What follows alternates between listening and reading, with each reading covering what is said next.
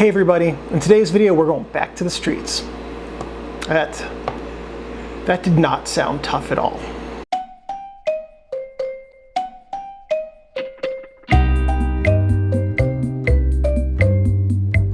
So a couple of weeks ago we had a video that I was telling you where I had a conversation with a person in a bookstore, and this is another question that came up during that conversation, which was how does someone become a street photographer? There seems to be this unfortunate misconception that being a street photographer means having a camera and walking on the street taking photos of things. Well, that's not really what it means to be a street photographer.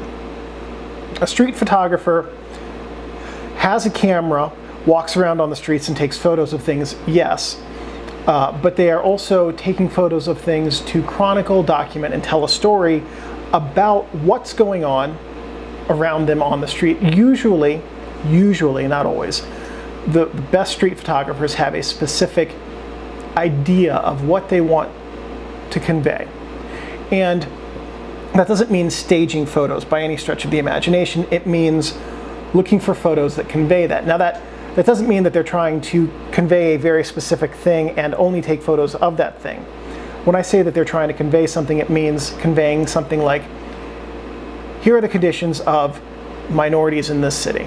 Here are the condition of wealthy people in this city, or here's what's going on with this thing or that other thing. Those are all very documentarian types of missions. There are street photographers who focus on working with addicts, and that's a very good and noble mission to show the struggle that, especially in America, addicts have, where it's very easy to get access to addictive drugs and very difficult to get access to the help people need to get off of those addictive drugs.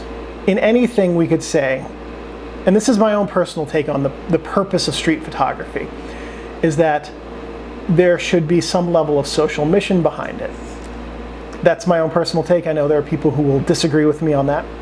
This perception that street photography is going out on the camera with the street and taking pictures of things leads to what I call hit and run street photography, which is where you're walking along with your camera, oh click, run, or walk. I just took this photo of this thing or this person's face and they had a sandwich stuffed in their mouth and they're slightly out of focus. It's so great, but I gotta walk away because they're not gonna like that photo being taken.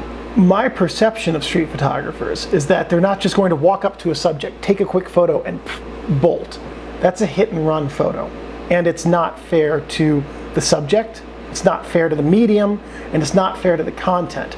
The only person that's fair to is a street photographer who's not willing to stick around and take credit or responsibility, more accurately, for their work.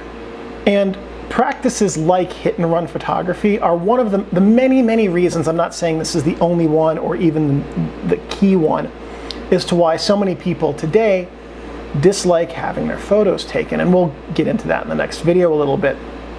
Being a street photographer means more than just grabbing a camera, going on the street, taking a photo of a thing and walking away from it. The best street photographers are the ones who understand the larger context of what they're taking a photo of, understand the societal implications of what they're taking a photo of, and have a specific story or concept or purpose to the photos they're taking, a specific thing that they want to say with those images when they're taking those photos.